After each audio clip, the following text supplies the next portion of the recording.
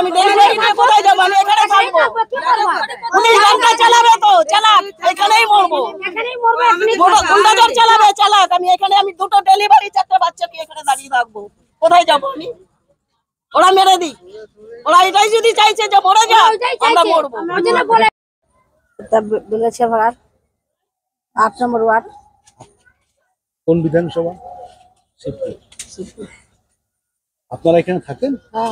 আপনাদের কি ক্ষতি হয়েছে বাড়িতে? ফেটে গেছে একটুখানি। মানে আজকে কি ঘটনা ঘটছে? আজকে ঘটনা হলো এটা, আমাদের যখন রান্না করছিলাম ঘরের মধ্যে, এসে ওনারা বললো কি আপনারা এখানে ঘরের মধ্যে কি করছেন? আমরা রান্না করছি।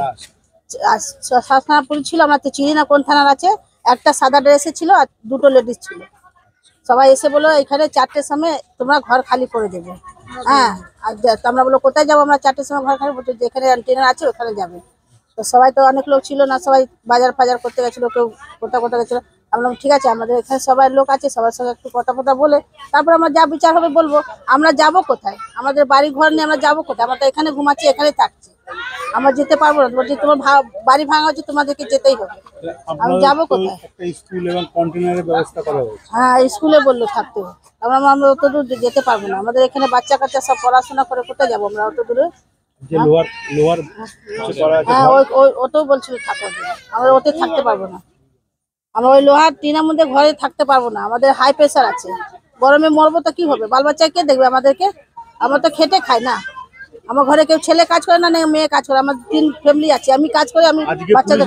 হ্যাঁ, আজকে বলে গেল কথা যে 4টের মধ্যে তোমরা সব পুরো বস্তি খালি করে দেবে, যত সবার ভাঙা আছে সবার। আমরা বলেছি আমরা কোথায় যাবো? খালি করবো, ওইখানে যাবে তোমরা। আপনার নাম? আমার নাম সুরিয়া দেবী। কোন জায়গা?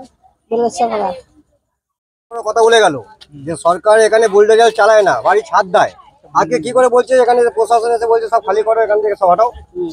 কিন্তু বড় বড় কথা বলছিল যে আমাদের সরকার মাটির ছাদ করে দেয়, বাড়ি ছাদ করে দেয়, বুলডোজার চায় না। আজকে কেন বুলডোজার চাতে এসে গেল? এতগুলো মানুষ বুলডোজার শুয়ে পড়বে আজকে। পুলিশ যদি আপনাদের বল প্রয়োগ করে, করবো, মার খাবো, কি আছে? এখানে যাবো না, ছাড়বো না। আমাদেরকে লিখিত ভাবে ঠিক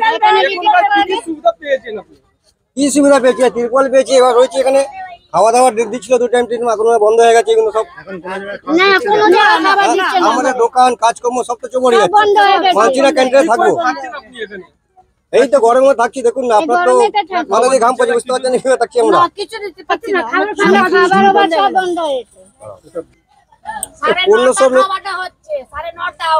9:30 অর্ধেক বাচ্চাগুলো আমাদের ঘুমিয়ে পড়ছে, আমাদের না খাবার কি খাওয়া আছে বাচ্চাকে? আমি খাবে যার 5টা পরিবার, তাকে একটা থালায় ভাত দিয়ে যাচ্ছে, দেখি এক গাল করে ভাত খাবে।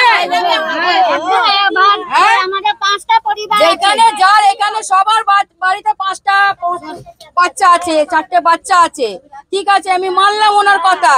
উনি 1500-1600 লোকের খাবার দিচ্ছেন, উনি কি বসিয়ে খাওয়াচ্ছেন? অর্ধেক রাত্রিবেলা এসে খাবার দিচ্ছেন ঝানঝান করে, তার মধ্যে ছেলে পুলে যা পাচ্ছে বিস্কিট ফিস্কিট এদিক সেদিক করে খেয়ে, না খেয়ে ঘুমিয়ে পড়ছে, জল খেয়ে ঘুমিয়ে পড়ছে। তারপরে হ্যাঁ, এবার একটা থালা, একটা বাড়ি থেকে একটা থালা, একটা বাটি এরকম করে লোকে নিচ্ছে, খাবার নিচ্ছে।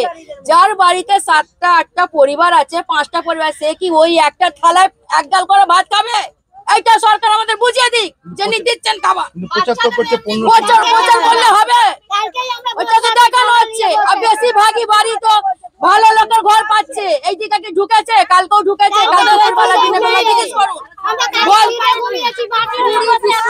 এই দুটো ডেলিভারি 4টে বাচ্চা আমি ওই ক্যান্টিনে কি করে রাখবো? কি করে থাকবে ওরা টিনের ঘরে? কি করে রাখবো আপনারা বলুন? আপনারা আমাদেরকে যে এসে বলে গেল যে 4টের মধ্যে ঘর খুলে দেয়, আমি দুটো ডেলিভারি নিয়ে কি করে থাকবো? 4টে বাচ্চা ছোট ছোট দাম কেটে মরে যাবে। আমি লোকের বাড়ি কাজ করি, আমি এই ডেলিভারি গুলোকে দেখবো কি বাচ্চা দেখবো কি? আমি লোকের বাড়ি কাজ করবো? আমি এই তো তিরপল খাটিয়ে আছি, আমার বৌমা রান্না করছিল, ওকে এসে বলে গেছে 4টের সময় ঘর খালি করে দেবে। আমি তো লোকের বাড়ি কাজে গেছি, আমি কাজ থেকে এসেছি, আমাকে বলছে মা পুলিশ এসে বলে গেল ঘর খালি করতে। আপনি এখন কি করবেন? আমি কি করবো? আমি ডেলিভারি নিয়ে কোথায় যাবো? আমি এখানে থাকবো। পুলিশ গাড়িটা চালাবে তো চালাক, এখানেই মরবো। গুন্ডাদের চালাবে চালাক, আমি এখানে আমি দুটো ডেলিভারি 4টে বাচ্চাকে এখানে দাঁড়িয়ে থাকবো। কোথায় যাবো আমি? ওরা মেরে দিক, ওরা এটাই যদি চাইছে যে মরে যা, আমরা মরবো।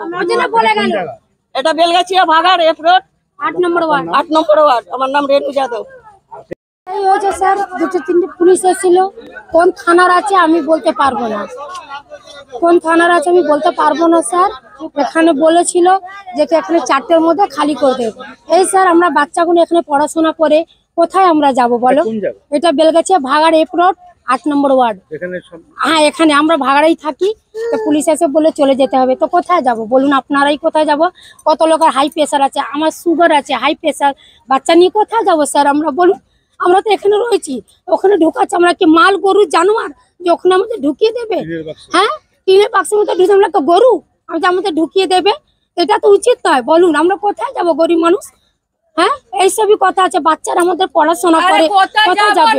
আমাদের প্রমাণ দিতে হবে যে কতদিনে ঘর করে দেবে, এই জায়গা দেবে, লিখিত করে আমাদের হাতে দিয়ে দিন। আমরা এখন প্রমাণ দিন যে সরকারের কাছে আমাদের আবেদন আছে যে আমরাও চাই ভালো জীবন, ভালো ঘর থাকতে। এরকম কতদিন থাকবো ছেলে পুলে নিয়ে, কারো কাজ কামে? আজকে কোন থানা এসছে, আমরা থানার কোনো নাম জানি না। ওনারা এরাও বলেনি যে আমরা কোন থানা থেকে এসছি, শুধু পুলিশ ড্রেস দেখেছি। ওনারা ড্রেস পরে এসছেন, বললেন যে এখানে অর্ডার আছে, তোমাদের 4টের সময় ঘর ভাঙা হবে, এখান থেকে তোমরা এগুলো খালি করে দাও।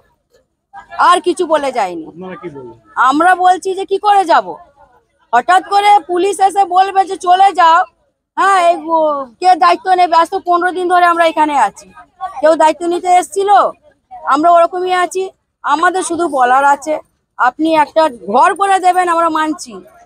যা দিয়েছেন আমাদের আর্থিক স্থিতির জন্য সেটাও মানলাম, কিন্তু আমাদের একটা প্রমাণ লিখিত করে দিন যে আমরা এই জায়গাটা আবার ঘর পাবো, এতদিনে ঘর পাবো।